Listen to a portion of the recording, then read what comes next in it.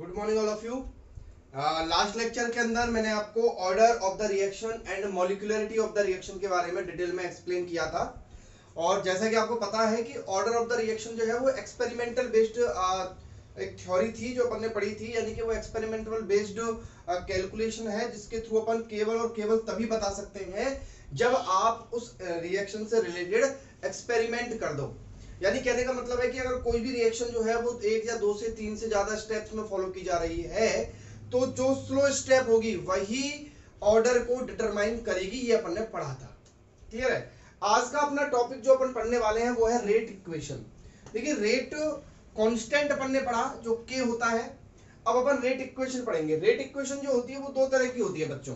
एक तो होती है डिफरेंशियल रेट इक्वेशन, यानी कि डिफरेंशिएशन की फॉर्म में, और एक होती है इंटीग्रेटेड रेट इक्वेशन, यानी कि इंटीग्रेशन की फॉर्म में। और ये ज्यादा बेटर होती है इंटीग्रेटेड रेट इक्वेशन जो होती है, क्योंकि कैलकुलेशन के लिए इंटीग्रेटेड रेट इक्वेशन ज्यादा बेटर है, क्लियर है। तो चलिए अपन बात करते हैं डिफरेंशियल रेट इक्वेशन के बारे में। तो सबसे पहले मैं आपको बात करूंगा जीरो ऑर्डर के बारे में। तो रेट इक्वेशन में अपन सबसे पहले ले लेते हैं अपना पहला है, पहली रेट इक्वेशन निकालेंगे अपन जीरो ऑर्डर की, फिर अपन निकालेंगे फर्स्ट ऑर्डर की। सेकंड ऑर्डर की अपने कोर्स में नहीं है, तो अपन सबसे पहले बात करते हैं जीरो ऑर्डर रिएक्शन के बारे में। तो अपना अगला टॉपिक आप डालेंगे कॉपी में, जीरो ऑर्डर रिएक्शन। क्या पढ़ रहे हैं अपन? Rate equation. रेट इक्वेशन कितने तरह की होती है? दो तरह की होती है। तो रेट इक्वेशन पढ़ रहे हैं अपन। रेट इक्वेशन सबसे पहले पढ़ रहे हैं अपन किसके लिए? जीरो ऑर्डर की रिएक्शन के लिए। यानी कि जीरो ऑर्डर की रिएक्शन की अपन बात करें तो जीरो ऑर्डर की रिएक्शन क्या होती है? ऐसी रिएक्शंस जिसमें रेट हमेशा कांस्टेंट रहती है, जिसमें रेट हमेशा कांस्टेंट रहती है उसको अपन जीरो ऑर्डर की रिएक्शन कहते हैं। या फिर अपन बोले कि the reactions, those reactions in which rate is directly proportional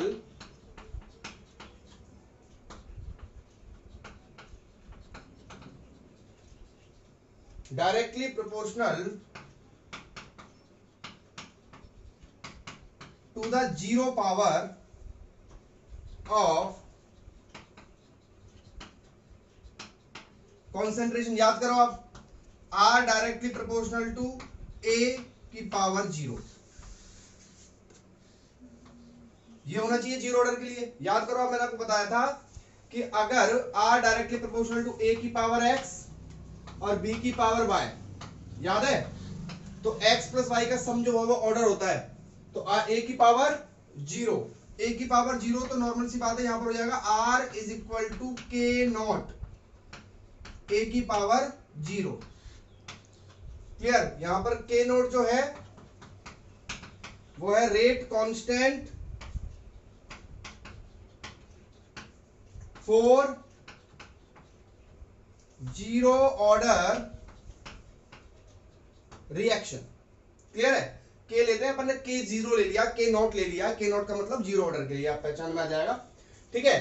तो यहां पे अब देखिए नेक्स्ट अपन बात करते हैं कि यहां पर अपने पास आया r is equal to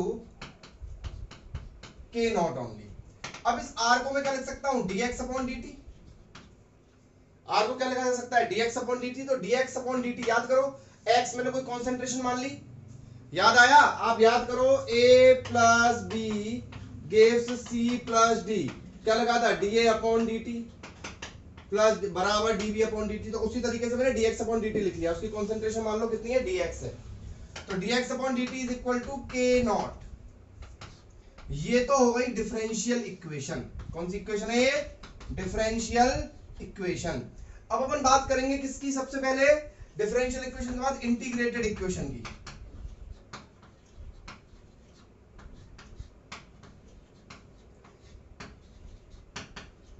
integrated rate equation for zero order reaction क्या होगी? dx अपॉन dt बराबर के नॉट। तो dx बराबर के नॉट dt, क्लियर है। दोनों तरफ क्या कर देंगे? इंटीग्रेशन कर देंगे। इंटीग्रेशन कर देंगे तो क्या हो जाएगा? इंटीग्रेशन dx बराबर इंटीग्रेशन के नॉट dt। dx का इंटीग्रेशन क्या हो जाएगा? x बराबर के नॉट बाहर और dt का t और प्लस में आ जाएगा c। क्लियर।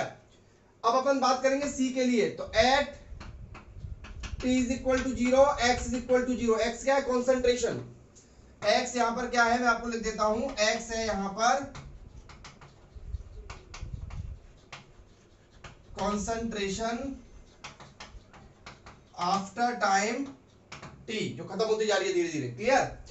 तो t इज इक्वल टू 0 पे कुछ खत्म नहीं हुई थी, तो x इज इक्वल टू 0, तो x इज इक्वल टू 0 बराबर k नॉट, x की जगह 0 रख दिया, k नॉट t की जगह क्या रख दिया 0 plus c।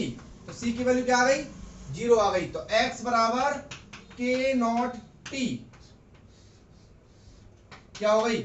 Integrated rate equation. यानी कि यहां से k नॉट की जो वैल्यू है वो क्या आ जाएगी? x upon T. क्लियर है? बहुत नॉर्मल सा। और उसका अगर अपन ग्राफ बनाए तो ग्राफ भी इसका जो है वो क्या आएगा अपना? सीधा आएगा इस तरीके से, क्योंकि यहां पर देखिए क्या हो रहा है, x जो है वो डायरेक्टली प्रोपोर्शनल टू किसके है? t के। ठीक है। और देखिए बताता हूं आपको मैं, x बराबर k नॉट t। क्लियर। तो यहां से देखिए x डायरेक्टली प्रोपोर्शनल टू क्या आ रहा है? t आ रहा है। ठीक है। तो x और t में अगर ग्राफ बनाया जाए तो डायरेक्टली प्रोपोर्शनल का ग्राफ कैसा आता है? सीधा आता है। बिल्कुल क्लियर है। और ये y is equal to M X से अगर कंपेयर किया जाए तो k नोट क्या हो गई? यहाँ पर स्लोप हो गई। तो इसकी जो स्लोप है यानी कि थीटा है, स्लोप होता है tan थीटा। क्लियर। वो यहां पर कितनी है? k not. यानी कि अगर मैं बात करूं कि ये जो लाइन है ये इससे कितना एंगल बना रही है, तो tan थीटा बराबर k नॉट रख के थीटा की वैल्यू आप निकाल सकते हो, tan inverse k not. Competition exams में कभी बार पूछ लिया जाता है कि जीरो ऑर्डर की रिएक्शन है, उसका ये ग्राफ दिया हुआ है, तो बताइए थीटा फाइंड आउट करो। तो बहुत आसान होता है। देखिए थीटा फाइंड आउट कैसे किया जाएगा भाई? नॉर्मल सी बात है, इसकी स्लोप क्या होगी? tan थीटा, और इस रेट इक्वेशन के अकॉर्डिंग k नॉट जो है वही स्लोप होता है। तो tan थीटा बराबर k नॉट रख देंगे, तो वहां से थीटा अपन क्या कर सकते हैं? कैलकुलेट कर सकते हैं। बहुत आसान है। जिन बच्चों ने न्यूक्लियस चैप्टर पढ़ रखा है फिजिक्स का, उनके लिए तो बहुत ही आसान लग रहा होगा ये लेक्चर। तो इसमें क्या करना है आप समझ गए? रेट इक्वेशन निकालनी है, एक तो डिफरेंशियल रेट इक्वेशन निकालनी है और एक इंटीग्रेटेड रेट इक्वेशन निकालनी है। क्लियर है? अब एक्चुअल में क्या है कि जो जीरो ऑर्डर की रिएक्शन है उसकी इतनी इंपॉर्टेंस होती नहीं है। अपन बात करेंगे सबसे पहले फर्स्ट ऑर्डर की, लेकिन उससे पहले मैं आपको जीरो ऑर्डर के कुछ न्यूमेरिकल्स यहां पर सॉल्व करवा देता हूं। चलिए, तो क्वेश्चन है रेट कांस्टेंट फॉर अ, बहुत इंपॉर्टेंट क्वेश्चन है, बहुत कुछ सीखने को मिलेगा आपको। Rate constant for a zero order reaction is 3 into 10 to the power -2। देखिए अगर आपको यहां पर जीरो ऑर्डर रिएक्शन लिख के दे रहा है तो बहुत अच्छी बात है, और अगर नहीं लिख के दे रहा है तो आप रेट कांस्टेंट की यूनिट से पता लगा सकते हैं। मोल पर लीटर पर सेकंड किसकी यूनिट होती है? चेक करिए, आपको ऑर्डर की यूनिट निकालना सिखाया है किसी भी रिएक्शन की ऑर्डर कैसे, रेट कांस्टेंट जो है उसकी यूनिट निकाल के अपन पता लगा सकते हैं कि रिएक्शन कौन से ऑर्डर की है। तो अगर आपको ऑर्डर दे रखा है तो आप उससे ये भी पता लगा लीजिए कि कौन सी ऑर्डर की रिएक्शन है, अगर आपको यूनिट दे रखी है तो यानी कि यूनिट अगर आपको दी हुई है तो आप ये पता लगा सकते हैं कि रिएक्शन कौन से ऑर्डर की है। तो मोल पर लीटर पर सेकंड के थ्रू अपन को ये पता लग गया है कि रिएक्शन जो है वो जीरो ऑर्डर की है, लेकिन यहां पर लिख के भी दिया है आफ्टर 25 सेकेंड्स, 25 सेकंड के बाद। देखो एक एक चीज को समझना, अगर आपने स्टार्टिंग में 3-4 क्वेश्चन समझ लिए तो फिर आपको पूरा क्लियर हो जाएगा चैप्टर। After 25 second concentration of reaction is found to be 0.5 m। Clear.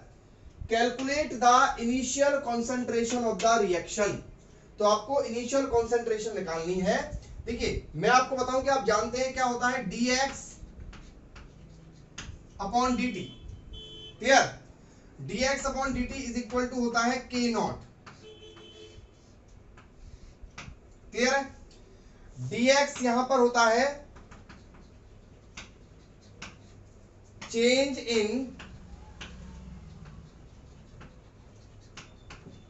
Concentration, या फिर चलो ये वाला छोड़ो, आप के नॉट बराबर अभी पढ़ा था अपन ने, क्या आया था? के नॉट बराबर होता है एक्स अपॉन टी। ये ले लो,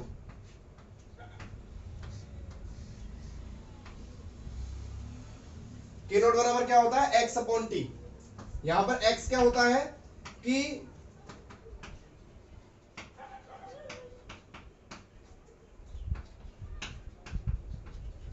चेंज इन कॉन्सेंट्रेशन, लिख लें आप इस चीज को, इन टाइम टी। मान लो टी टाइम में कितनी कॉन्सेंट्रेशन चेंज हो गई। तो मान लो कि अपने पास इनिशियल कॉन्सेंट्रेशन जो थी वो ए थी। ठीक, ध्यान रखें आप, K naught is equal to X upon T में जो एक्स है वो क्या है, कितना चेंज हो गया। याद रखें चीज को, एक्स क्या है, कितना चेंज हो गया। क्लियर है। तो इनिशियल कॉन्सेंट्रेशन ए है मान लो, क्लियर है। ए मान लो आप आपका जो भी अच्छा आपको वर्ड लगे वो मान लो, P Q R S T जो भी है। क्लियर है। तो ए आपको आपने मान लिया। तो देखो आफ्टर 25 सेकेंड, क्लियर है, कितनी है कॉन्सेंट्रेशन, 0.5। क्लियर है। अब बताइए एक्स क्या हुआ, एक्स तो यही होगा ना, a माइनस 0.5 चेंज, और t कितना है 25 है। क्लियर है। k नॉट कितना है 3 इंटू 10 टू दी पावर -2 बराबर a माइनस एक्स। एक्स की जगह क्या आ जाएगा, a माइनस 0.5, और t की जगह क्या आ जाएगा 25, और यहां से आप 25 को इधर ले जाएंगे, 0.5 को ऐड कर देंगे, और यहां से आप इसका आंसर निकाल सकते हैं, ए की वैल्यू फाइंड आउट कर सकते हैं। ए क्या हमारी थी, initial concentration.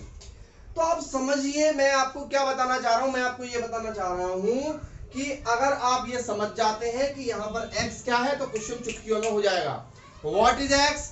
x is the change in concentration in time t। Clear, x is the change in concentration in time t। और इस तरीके से अपन इस क्वेश्चन को सॉल्व कर देंगे। ओके, नेक्स्ट क्वेश्चन है, if 80% of the reaction is completed in 160 minutes then what will be the rate constant. Rate constant निकालना है। We know that zero order की रिएक्शन है।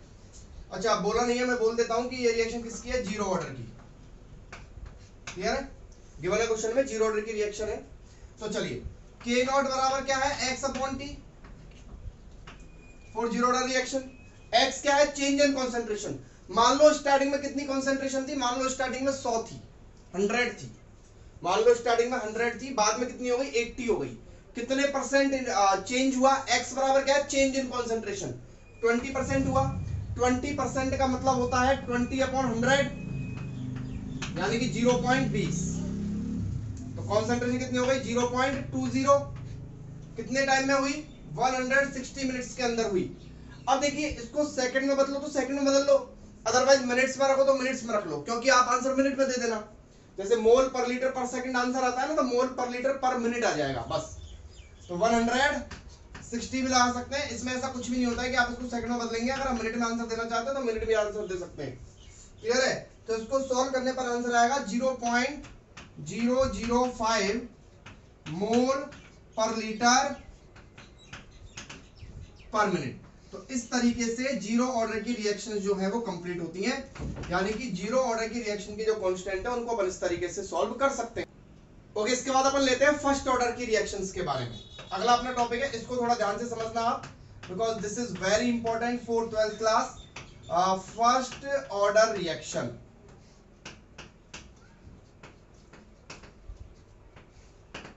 ठीक है। तो फर्स्ट ऑर्डर की रिएक्शन के लिए अपन सबसे पहले बात करते हैं कि फर्स्ट ऑर्डर की रिएक्शन जो है वो क्या होती है, ऐसी रिएक्शन जो कॉन्सेंट्रेशन की एक पावर पे डिपेंड करती हैं, उनको अपन क्या बोलते हैं, फर्स्ट ऑर्डर की रिएक्शन बोलते हैं। यानी कि R is directly proportional to A की पावर 1, यो, ठीक है। तो इसको अपन ऐसे ना समझकर ऐसे समझेंगे, देखना। मान लो आपके पास कोई रिएक्टेंट है A और उससे कुछ प्रोडक्ट बन रहा है, क्लियर। मान लो कि इसकी जो इनिशियल कॉन्सेंट्रेशन है यानी कि at t is equal to 0, ये A है, कितनी है, A है। तो इसकी तो स्टार्टिंग में 0 होगी बच्चों, क्लियर। तो at t is equal to t यानी कि t टाइम के बाद मान लो इसमें से x कम हो गया, तो इसमें से x कम हुआ तो इसका x बनेगा भाई, जितना इधर से कम होगा उतना इधर से बनेगा, ठीक है। तो अब बात करते हैं r की। तो r is directly proportional to a की पावर 1, क्लियर। a की पावर 1 का मतलब है r is directly proportional to a की कॉन्सेंट्रेशन कितनी है, t टाइम बाद a माइनस एक्स, क्लियर। तो a माइनस एक्स की पावर 1। तो यहां से r की जगह क्या लिखूंगा मैं, dx अपॉन dt। बोलो r की जगह क्या लिखूंगा मैं, dx अपॉन dt, तो dx upon dt is directly proportional to a minus x. Clear है बच्चों? तो अब यहां देखिए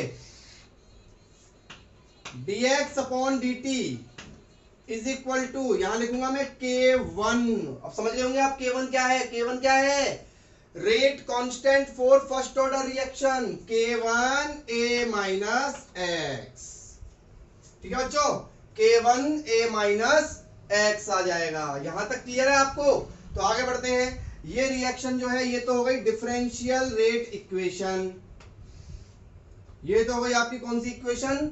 डिफरेंशियल रेट इक्वेशन। अब इसको अपन सॉल्व करेंगे इंटीग्रेटेड रेट इक्वेशन के लिए। तो यहां तो मैं लिख देता हूं कि ये हो गई डिफरेंशियल रेट इक्वेशन। अब बात करूं मैं इंटीग्रेटेड रेट इक्वेशन के लिए, तो उसके लिए मैं क्या करूंगा? dx, पहले ये समझ में आ गया क्योंकि मैं इसको मिटाऊंगा। क्लियर? आप दोबारा समझ लिए। ए प्रोडक्ट था, ए कोई रिएक्टेंट था, उससे प्रोडक्ट बना, t इज इक्वल टू 0 पे a, तो इनिशियल कॉन्सेंट्रेशन a हो गई, और t is equal to t के बाद तो x क्या है? x मैंने अभी भी क्या लिया है? चेंज लिया है। क्या लिया है? चेंज लिया है। क्लियर है? तो अब देखिए बात करते हैं इसके बारे में आगे कि dx is equal to k1, और इस a माइनस एक्स को dx के नीचे ले आओ। क्लियर? और k1 के आगे ले जाओ dt।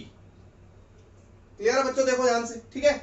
अब ये देखो इसका अब दोनों तरफ इंटीग्रेशन कर देंगे, तो dx upon a minus x बराबर k1 इंटीग्रेशन dt। अब याद करो 1 अपॉन x का इंटीग्रेशन होता है log x। क्लियर? तो log x, तो यहां हो जाएगा log a माइनस एक्स, और फिर a माइनस एक्स का भी करेंगे तो a का तो 0 हो जाएगा डिफरेंशिएशन, और माइनस एक्स का -1, तो क्या आ जाएगा? माइनस का log a माइनस एक्स। ये मैंने आपको अच्छे तरीके से बताया हुआ है इंटीग्रेशन के बारे में। बराबर k1, और dt का क्या हो जाएगा? t, और प्लस का आ जाएगा c। तो आपका टारगेट क्या रहा? टारगेट रहा कि अब आपको किसकी वैल्यूज निकालनी है?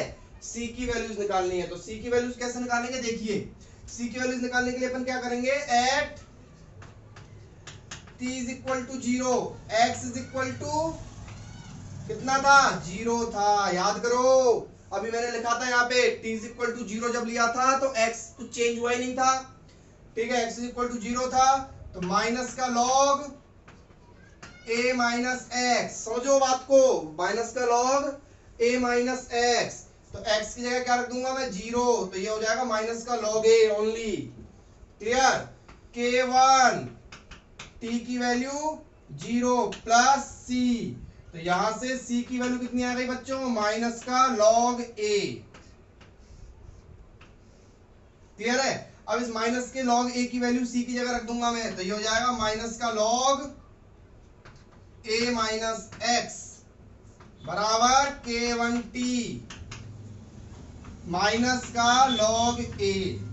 अब इस log a को मैं इधर लेके आऊंगा, log a को अगर मैं इधर लेके आऊंगा तो ये हो जाएगा log a प्लस में माइनस का log a minus x k1t, ये हो जाएगा log a upon a minus x. अब आप ये प्रॉपर्टी पूछना मत बस। log a, चलो मैं ही बता देता हूं, log m minus log n क्या होता है? log m अपॉन n बराबर k1t। ठीक है, तो यहां से k1 की वैल्यू कितनी हो जाएगी बच्चों? k1 की वैल्यू हो जाएगी 1 अपॉन t, ये t इधर आएगा, log a upon a minus x. ठीक है, अब देखिए और करते हैं तो इसको आगे अपन सॉल्व। यहां पे अब मैं क्या करने वाला हूं? log a upon a minus x. ठीक है, तो इसका जो बेस है वो कितना है? e है। इसको आप किसमें बदलो? 10 में बदलो, तो किससे मल्टीप्लाई करते हैं? 2.303 से। तो k1 2.303 upon t log a upon a minus x, और यहां पर ये बेस आ जाएगा 10। तो ये आ जाएगी इसकी इंटीग्रेटेड रेट इक्वेशन, जो बहुत इंपॉर्टेंट है। a जो है वो इनिशियल कॉन्सेंट्रेशन है, x जो है वो चेंज इन कॉन्सेंट्रेशन है, और a माइनस एक्स क्या है, x चेंज इन कॉन्सेंट्रेशन है, तो a माइनस एक्स क्या हुआ, जो बाद में t टाइम बाद कॉन्सेंट्रेशन हो गई। ध्यान रखना, देखो मैं लिख देता हूं, a है यहां पर। न्यूमेरिकल करते टाइम सबसे ज्यादा प्रॉब्लम इसी में होती है कि अपन यही पता लगा पाते a क्या है, x क्या है और a माइनस एक्स क्या है। a क्या है, इनिशियल कॉन्सेंट्रेशन, क्लियर। x क्या है, चेंज इन कॉन्सेंट्रेशन, और a माइनस एक्स क्या है, आफ्टर t टाइम बाद कॉन्सेंट्रेशन, क्लियर। तो इस चीजों को ध्यान से लिख लें आप। ये आपकी जो इक्वेशन है ये आपकी इंटीग्रेटेड हीट इक्वेशन है फॉर फर्स्ट ऑर्डर रिएक्शन।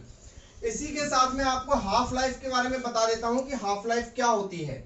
देखिए नेक्स्ट है हाफ लाइफ ऑफ, आप जीरो ऑर्डर के भी निकाल सकते हैं, आपको फर्स्ट ऑर्डर के भी निकाल के दे रहा हूं। अगर आप जीरो ऑर्डर के लिए भी सॉल्व करना चाहें हाफ लाइफ तो कर सकते हैं। हाफ लाइफ ऑफ, लेकिन जीरो ऑर्डर के लिए पूछी नहीं जाती है। Half life of first order, देखिए हाफ लाइफ का मतलब क्या होता है कि वो समय, वो टाइम जब किसी भी रिएक्टेंट की कॉन्सेंट्रेशन आधी हो जाए। यानी कि कहने का मतलब ये हुआ कि आपने मान लो 1 kg रिएक्टेंट लिया था और 10 मिनट के बाद वो हाफ kg रह गया, ठीक है, आधा चेंज हो गया, तो वो 10 मिनट जो है वो उसकी क्या कहलाएगी, हाफ लाइफ कहलाएगी। मतलब आप देखना यहां पर इनिशियल कॉन्सेंट्रेशन A है, चेंज कितना हो गया, x बराबर हो गया a/2, ठीक है, उसको बोलते हैं अपन half life, at half life. यानी कि हाफ लाइफ का मतलब क्या हुआ, जब रिएक्शन में रिएक्टेंट की कॉन्सेंट्रेशन क्या हो जाए, जस्ट हाफ हो जाए, उसको अपन क्या बोलेंगे, हाफ लाइफ बोलेंगे। हाफ लाइफ में ले लेता हूं कैपिटल टी, क्या ले लेता हूं बच्चों, कैपिटल टी ले लेता हूं हाफ लाइफ। तो x बराबर a/2, तो देखिए k1 is equal to 2.303 upon, अब मैं यहां पर लगाता हूं कैपिटल टी, क्लियर, log 10। अब ऊपर a है उसको a रहने दो, पर a माइनस एक्स, तो x की जगह क्या रखोगे, a/2 रखोगे, तो a में से a/2 माइनस करोगे तो a/2 बचेगा, a से a कटेगा, ये 2 पर जाएगा, तो t बराबर 2.303, k1 को नीचे ले जा रहा हूं मैं, k1 log यहां पे आ जाएगा 2, ठीक है, तो t बराबर 2.303 अपॉन k1, log 2 की वैल्यू होती है 0.3010, किसमें, 10 बेस में। जब आप इन दोनों को सोल्व करोगे तो आएगा 0.693 और नीचे आएगा k1, तो हाफ लाइफ का फॉर्मूला क्या हो गया, 0.693 अपॉन k1। जिन बच्चों ने न्यूक्लियस पढ़ा हुआ है उनको तो बड़ा आसान लग रहा होगा ये चैप्टर, ठीक है, ये आपकी हाफ लाइफ। अब बात करते हैं अपन थोड़े न्यूमेरिकल्स के बारे में, ठीक है, तो ये अपना हाफ लाइफ के बारे में हो गया। अपना in time 200 minutes the initial concentration, तो A बराबर कितना दे रखा है आपको, 2.00 कैपिटल M, A दे रखा है। अब ये कॉन्सेंट्रेशन इतनी हो जाती है, तो बताइए क्या दे रखा है, x दे रखा है, a माइनस एक्स दे रखा है, इतनी हो जाती है, तो a माइनस एक्स दिया हुआ है आपको। किसी को कोई कंफ्यूजन तो नहीं है ना, x चेंज है, अगर आप बोला इतना चेंज हो जाती है तो एक अलग बात है, वो अगर बिकम्स कि इतनी हो जाती है, लास्ट में आके इतनी है अब ये, ठीक है, तो a माइनस एक्स आपको दिया हुआ है 0.250 m। अगर आप ये चीज समझ जाओगे ना a माइनस एक्स, फिर तो कैलकुलेशन में कुछ है ही नहीं इसमें, क्लियर है। टाइम आपको दिया हुआ है कितना, 200 मिनट, मैंने बोला मिनट को मिनट ही रहने देना, चेंज करने की आवश्यकता नहीं है आपको k निकालना है और आपको t हाफ निकालना है, यानी कि हाफ लाइफ निकालनी है। तो सबसे पहले तो k निकालना पड़ेगा हाफ लाइफ के लिए भी, तो करते हैं चलो। तो k1, अच्छा रिएक्शन फर्स्ट ऑर्डर है, मैं लिखना भूल जाता हूं, रिएक्शन क्या है, फर्स्ट ऑर्डर है, क्लियर। तो k1 is equal to 2.303 upon t, t कितना 200, मैं सीधा कर रहा हूं 200 log a upon a minus x, a कितना 2 और a माइनस एक्स कितना 0.250, क्लियर।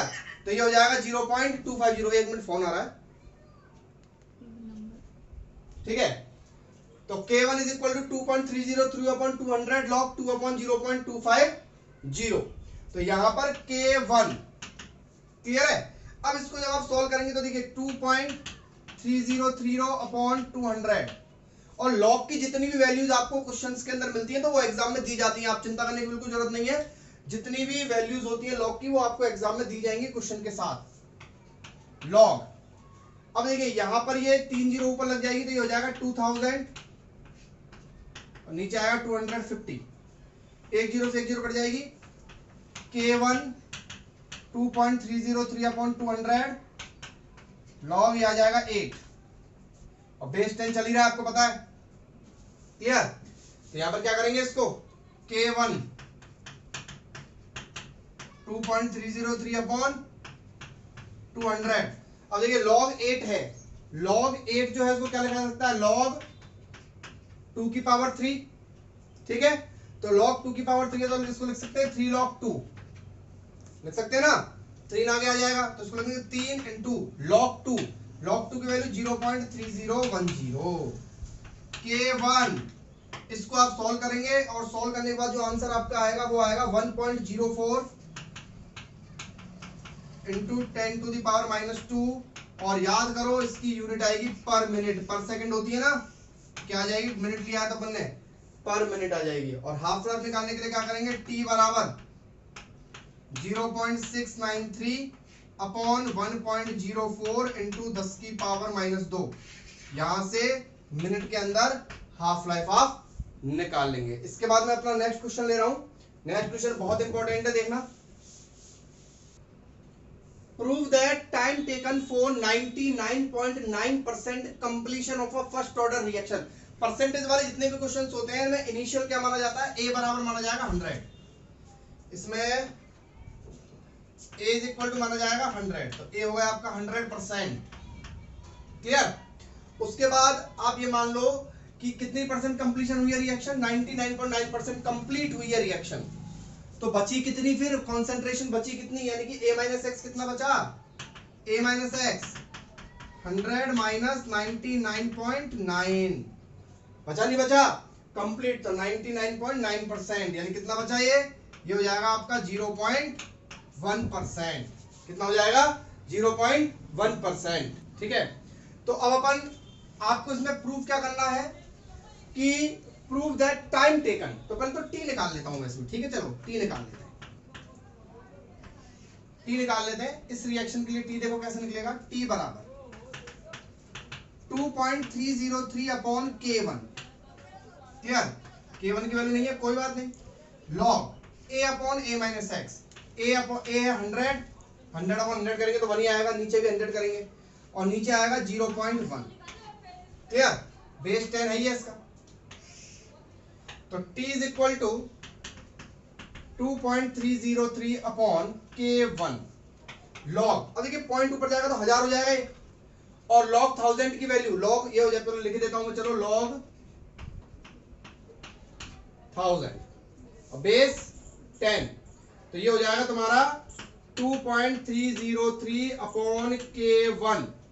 और यहां पर अपन देखें तो इसकी वैल्यू आएगी 3, कितनी आएगी 3 आएगी इसकी वैल्यू। लॉग 1000 की वैल्यू कितनी होती है 3, देखो 3 जीरो है तो 10 की पावर 3 हो जाएगा, 3 आगे जाएगा और लॉग 10 की वैल्यू 1 हो जाएगी, ठीक है। तो इसको सॉल्व करेंगे तो ये आ जाएगा अप्रोक्स 909.6 अपॉन K, 6.909, ये टी आ गया। अब हाफ लाइफ निकालते हैं।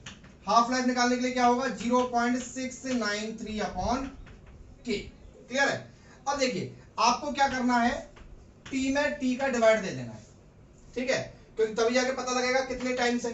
तो टी में जब आप टी का डिवाइड दोगे तो टी क्या है 6.909 अपॉन K1 और हाफ लाइफ क्या है 0.693 अपॉन K1। K1 से K1 कट गया, इसको जब आप सॉल्व करोगे कितना आएगा अप्रोक्स 10, कितना आएगा अप्रोक्सीमेटली बात कर रहे थे ना अपन, अप्रोक्स 10 आएगा। तो यानी कि t बराबर क्या होगा 10t। अब इसको स्टेटमेंट को पढ़िए, क्या है स्टेटमेंट कि जो टाइम है वो हाफ लाइफ से 10 गुना है, क्लियर। और क्या कह रहा था अपने क्वेश्चन में कि फर्स्ट ऑर्डर रिएक्शन के लिए 10 टाइम्स होगा हाफ लाइफ टाइम से।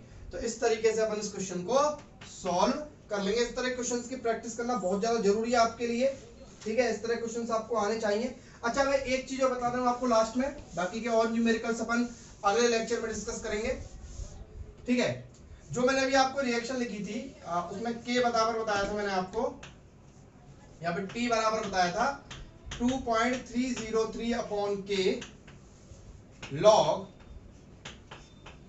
a upon a minus x, ये था। ठीक है, अब मैं इसका ग्राफ अगर बनाना चाहूं तो उसको y बराबर किससे कंपेयर करूंगा, y बराबर mx प्लस c से कंपेयर करूंगा। क्लियर है?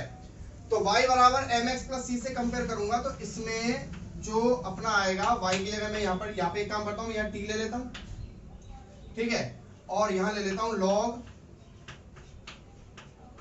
a अपॉन a माइनस, यहाँ पर t ले लेता हूँ मैं, बात यही है ना, y पे t ले लेता हूँ और x के क्या ले लेता हूँ mx, c तो है ही नहीं इसमें, तो mx x के ले लेता हूँ मैं log a upon a minus x। तो ग्राफ कैसा आएगा, सीधा आएगा, यहाँ पर थीटा होगा, तो लेकिन अब इसकी स्लोप क्या होगी बताओ, अभी मैंने आपको थोड़ी देर पहले बताया था स्लोप क्या होगी, x के साथ जो होगी स्लोप क्या होगी 2.303 अपॉन k। तो आप ध्यान रखें इसका, ठीक है, इसको ढंग से पढ़ें, जितने भी न्यूमेरिकल्स हैं उनको करने की कोशिश करें, आपके पास जो नोट्स हैं या फिर जो भी पीडीएफ है आपके पास उसमें से न्यूमेरिकल्स को करने की कोशिश करें। फर्स्ट ऑर्डर के रिएक्शन के जो न्यूमेरिकल्स हैं वो बहुत ज्यादा एग्जाम में पूछे जाते हैं, कंपटीशन एग्जाम्स में भी उनका बहुत ज्यादा इंपॉर्टेंस है, और एनसीईआरटी के वाले बच्चों के लिए तो है ही है, 12th वाले बच्चों के लिए। ठीक है, थैंक यू, इसके बाद अपन नेक्स्ट लेक्चर में मिलेंगे।